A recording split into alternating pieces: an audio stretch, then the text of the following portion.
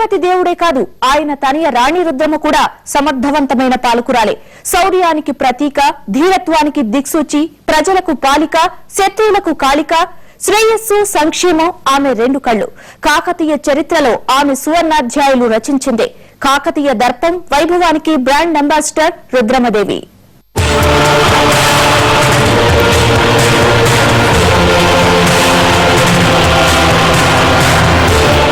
ఓటమి ఎరుగని వీర వనిత రాణి రుద్రమ. కాకతీయ పాలకుల్లో కలికితురాయి, మేలిమి ముత్యం. రుద్రమదేవిని ఆమె తండ్రి గణపతి దేవుడు చిన్ననాటి నుంచే రాజనీతి నేర్పిస్తూ పెంచారు. రాజ్య పాలనలో పురుషాధిపత్య పోకడలు బాగా ఎక్కువ. ఈ సమయంలో మహిళామణి చేత కత్తిడాలు పట్టించి విలువిద్య లాంటి ఎన్నో యుద్ధ విద్యలను నేర్పించాడు. సింహాసనాన్ని ఎక్కించాడు గణపతి దేవుడు.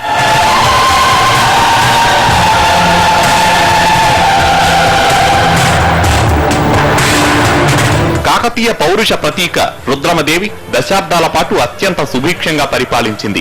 రణరంగంలో నిప్పులు కురిపిస్తూ ప్రజాశ్రేయస్సులో చల్లటి చూపులను సాధిస్తూ విజయ ధుందిబిలా మారుమోగింది రాణి రుద్రమ. మరీ ముఖ్యంగా మహిళా సాధికారికత కోసం ఎన్నో సంక్షేమ కార్యక్రమాలను చేపట్టింది. తన సైన్యంలో అన్ని వర్గాల వారికి అవకాశాలనిచ్చి రుద్రమ పాలన సమ పరిపాలనగా పేరు సాధించింది. తండ్రి గణపతి దేవుడు చిన్ననాటి నుంచే నేర్పిన రాజనీతిని వినియోగించి చక్కటి పాలన సాగించింది. మరీ ముఖ్యంగా ఆమె శత్రువుల కదలికలను పసిగట్టడంలో దిట్ట. ఇది ఆమె పట్టాభిషేకం నాటి నుంచే మొదలైంది. రాణి రుద్రమ పీఠమెక్కడం ఇష్టం లేని కొందరు కుట్రలు చేశారు. దీన్ని సమర్థవంతంగా ఎదుర్కొని ప్రత్యర్థులపై తొలి విజయం నమోదు చేసింది. తండ్రి నుంచి కాకతీయ సర్వ సైన్యాధికారాలను పొంది వీర నారిగా విజృంభించింది రుద్రమ. భర్త మధ్యలో మరణించినా జంకలేదు, ఎవరికీ భయపడలేదు. తండ్రి ఉగ్గుపాలతో నేర్పిన వీరత్వమే వెన్నుదన్నుగా కాకతీయ అపర కాలికగా అవతరించింది. రాజ్యానికి తీసుకొచ్చే ముందే కొంతమందిని మహిళల్ని గవర్నర్లుగా నియమించాడు. మనం గనక శాసనాలను పరిశీలించి చూస్తే 7 గవర్నర్ల ఆకారంలో పరిపాలన చేసినట్లుగా మనకు కనిపిస్తుంది. కాబట్టి మహిళా సాధికారత కోసం ప్రయత్నించిన యుగంగా కూడా దీన్ని మనం చెప్పుకోవచ్చు. అట్లాగే ప్రజల భాషలకు ప్రాధాన్యతనిచ్చిన యుగంగా కూడా దీన్ని మనం చెప్పుకోవచ్చు. అదును చూసి యాదవరాజులు కాకతీయ సామ్రాజ్యంపై దండెత్తి వచ్చారు. రుద్రమ రణరంగంలో వీరవిహారం చేసి వారిని తరిమి కొట్టింది. ఓరుగల్లు కోటలో యాదవ సైనికులను బంధించి వారి నుంచి బంగారు ఆభరణాలు సేకరించింది. యుద్ధంలో నష్టపోయిన వారికి ఆ బంగారం పంచిపెట్టింది. శ్రేయోదాయక విధానాలను అవలంబించిన రుద్రమకు రాయ గజకేసరి బిరుదునిచ్చారు నాటి రాజకీయ రంగ నిపుణులు. యుద్ధం అదో సామాజిక వైద్యం, ప్రజా శ్రేయస్సే ప్రధానంగా ఉండాలి. ఇది రాణి రుద్రమ పరిపాలనా విధం. తెలుగు నేల నేలిన కొందరంటే కొందరు మహిళామణుల్లో రాణి రుద్రమది అగ్రస్థానం. ఆనాడే అనేక విప్లవాత్మక మార్పులను చేపట్టింది, వివిధ సంస్కరణలు చేసింది. విద్యారంగంపై తనదైన ముద్ర వేసింది రుద్రమ. తొలి నాళ్లలో తండ్రి గణపతి దేవుడికి పాలనలో చేదోడు వాదోడుగా ఉంటూ వచ్చింది. ప్రజలకు చక్కటి పాలన అందరం మీదే ఉండేదామె దృష్టి. అందులో భాగంగా మహిళలకు ప్రసూతి ఆసుపత్రులను ఏర్పాటు చేసింది. అంతేకాదు, కాకతీయ సామ్రాజ్యంలో తయారయ్యే వస్త్రాలకు ప్రపంచవ్యాప్తంగా గిరాకీ వచ్చింది ఈమె కాలంలోనే. అప్పటికే తండ్రి నెలకొల్పిన పాలనా విధానాలు, సాధించిన కీర్తి ప్రతిష్టలకు ఏమాత్రం ఇబ్బంది రాకుండా తనదైన కొత్త వరవడికి శ్రీకారం చుట్టింది రాణి రుద్రమ. భాష, సాహిత్యం ఇలా ఆమె హయాంలో అభివృద్ధి సాధించని రంగం లేదని అంటారు చరిత్రకారులు. అలాగని రుద్రమ పాలన నల్లేరు మీద నడకేం కాదు. పాలకురాలుగా ఎన్నో సవాళ్లను ఎదుర్కొంది. అత్తంటి వారు నిడదవోలు ప్రాంతం స్వతంత్రంగా పాలించడం మొదలుపెట్టారు. వారిని చూసి ఇరుగు పొరుగు గవర్నర్లు సైతం స్వతంత్రంగా శాసనాలు జారీ చేయడం ప్రారంభించారు. ఇదే అదునుగా భావించి తూర్పు నుంచి కళింగ గంగరావు భానుదేవు చొచ్చుకురావాలని ప్రయత్నించాడు. ఈ పరిస్థితులను చాకచక్యంగా చక్కదిద్దిన నేర్పు రుద్రమ సొంతం. వీరిపై విజయం సాధించడమే కాక గోదావరి తీరం వరకు కాకతీయుల సరిహద్దులను పటిష్టం చేసింది రుద్రమ.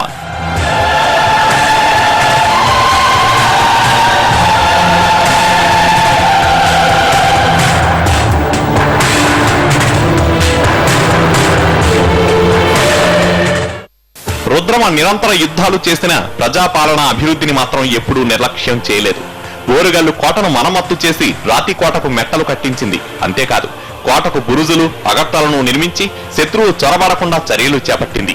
రుద్రమ 80 ఏళ్ల వయస్సులో కూడా యుద్ధానికి వెనకడుగు వేయలేదు.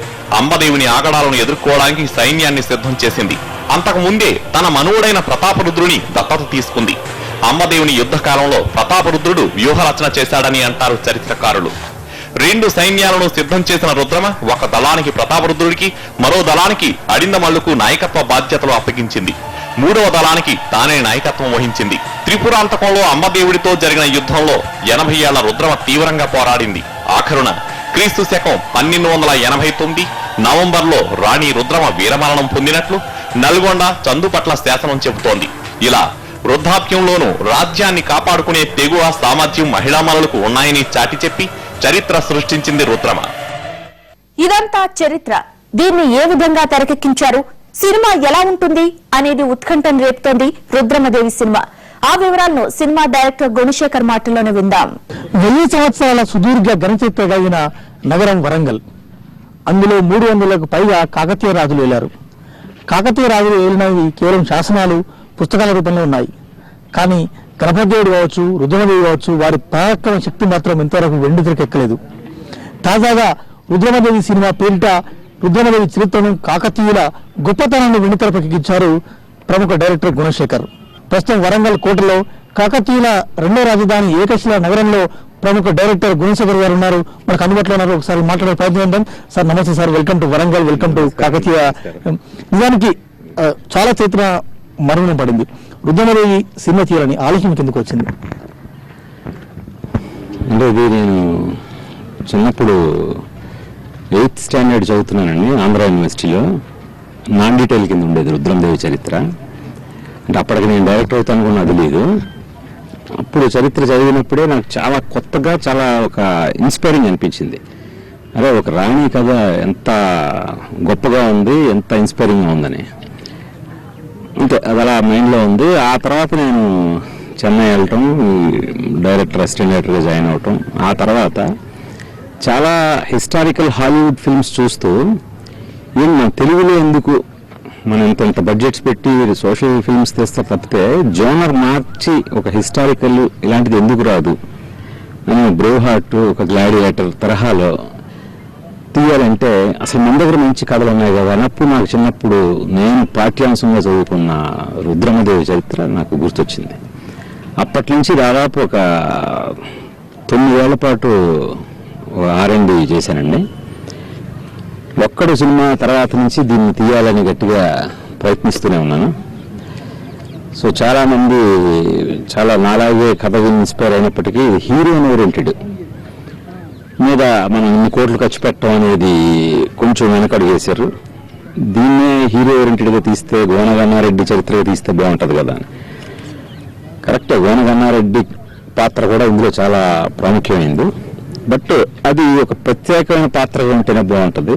రుద్రమదేవి ప్రధాన పాత్రగా తీస్తే చాలా బాగుంటుందని నేను గట్టిగా నమ్మి, లేదు ఎప్పటికైనా దీన్ని ఒక హీరోయిన్ ఓరియంటెడ్ ఫిల్మ్ రుద్రమదేవిగానే తీయాలని అనుకున్నాను. అనుకోని ఇంకా దీన్ని ఎవరో కాదు, ఇది నేనే నిర్మాతగా కూడా దిగితే తప్పితే ఈ సినిమా తీయలేనని చెప్పి దీనికి కంకణం కట్టుకున్నానండి. అంటే ఒక రకంగా చెప్పాలంటే ఆ సినిమా చూసే ముందు మనం హీరోయిన్ల కంటే దర్శకుడు ఎవరు, నిర్మాత ఎవరు అనేది చూసే రోజులు ఇవి. గుణశేఖర్ గారు ఒక సినిమా తీస్తున్నారంటే ఒక వాల్యూస్ ఉంటాయి, ఒక డేరింగ్ డాషింగ్ ఒక నిర్ణయాలు ఉంటాయని ఒక జనంలో కూడా ఉంది. సో ఈ నేపథ్యంలో మీరు ఒక 450 ఏళ్ళు మీరు వెనక్కి వెళ్ళారు. అంటే ఒక పౌరాణికంగా చూసుకుంటే, ఇప్పుడు వచ్చిన సాంకేతిక విప్లవం చూసుకుంటే, గతంలో ఉన్న పౌరాణికం కావచ్చు, ఇప్పుడున్న సాంకేతిక విప్లవం కావచ్చు, ఈ రెండింటి ఎలా కంపేర్ చేస్తూ మూవీ తెరకెక్కిందని అనుకోవచ్చు? అంటే ఇప్పుడున్న టెక్నికల్ అడ్వాంటేజ్ ఇలాంటి సినిమాలు తీయడానికి చాలా దోహదపడతాయండి. ముఖ్యంగా కంప్యూటర్ గ్రాఫిక్స్ ఇవి అంటే 13వ శతాబ్దాన్ని తిరిగి రిక్రియేట్ చేయడానికి చాలా మనకి ఉపయోగపడతాయి. లేకపోతే మనం ప్రతిదీ సెట్ నిర్మాణం చేయాల్సి వచ్చేది. అంటే ఇప్పటికీ దాదాపు 16 భారీ సెట్లు ఉన్నాయండి సినిమాలో. దాంతోపాటు CG కంప్యూటర్ గ్రాఫిక్స్ కూడా ఉండటం వల్ల మనకి చాలా వరకు టెక్నిక్ ఉపయోగపడింది. ఇప్పుడు మెయిన్ అండి, మొట్టమొదటిగా రుద్రమదేవికి ఇంకొక ప్రత్యేకమైన ఆకర్షణ సాంకేతికంగా అంటే స్టీరియోస్కోపిక్ 3D ఫిల్మ్. ఇది అంటే భారతదేశంలోనే మొట్టమొదటిసారిగా స్టీరియోస్కోపిక్ 3Dలో నిర్మించబడిన చిత్రం ఇదేనండి. చరిత్రకు సజీవంగా నిలుస్తున్న ఇలాంటి కట్టడాలను, ఇలాంటి శిల్పకళా సంపదను వచ్చే 10 తరాలకు అందించాల్సిన బాధ్యత ఈ తరంపై ఉంది. ప్రజలకు అత్యంతగా చేరువవుతున్న మీడియా కావచ్చు, వివిధ మాధ్యమాల ద్వారా ఈ శిల్పకళా సంపదనపై మరింత ప్రచారం చేయాల్సిన అవసరం ఎంతైనా ఉంది. తద్వారా ప్రపంచ పర్యాటకుల దృష్టి వరంగల్పై, అదేవిధంగా ఇలాంటి శిల్పకళా సంపదపై, కాకతీయుల చరిత్రపై పడే అవకాశం ఉంది. కాకతీయులు ఏలిన గణపతి దేవుని పాలన, అదేవిధంగా రుద్రమదేవి పాలన, ఈ ఇద్దరు పాలనను బేరీజు వేసుకొని నేటి పాలకులు కూడా అలాంటి పాలన గుర్తు చేయాల్సిన అవసరం ఎంతైనా ఉంది. కెమెరా పర్సన్ రాజ్ కుమార్తో వెంకట్, ఎన్టీవీ, వరంగల్. 100 ఏళ్ల నాటి చరిత్ర చెదలు పట్టకుండా ఒక సినిమాగా నిక్షిప్తం కావడం ఇక్కడి ప్రజలకు ఎంతో సంతోషంగా ఉంది. తెరకెక్కిన చరిత్రను ఇక్కడితో వదిలేయకుండా ఆనవాళ్లను కాపాడే బాధ్యత ఇటు ప్రభుత్వం పైన, అటు ప్రజలందరిపైన ఉంది. ఇది ఇవాళ స్పెషల్ ఫోకస్. మరో ఇంట్రెస్టింగ్ టాపిక్ తో కలిసే వరకు స్టే ట్యూన్ టు ఎన్టీవీ.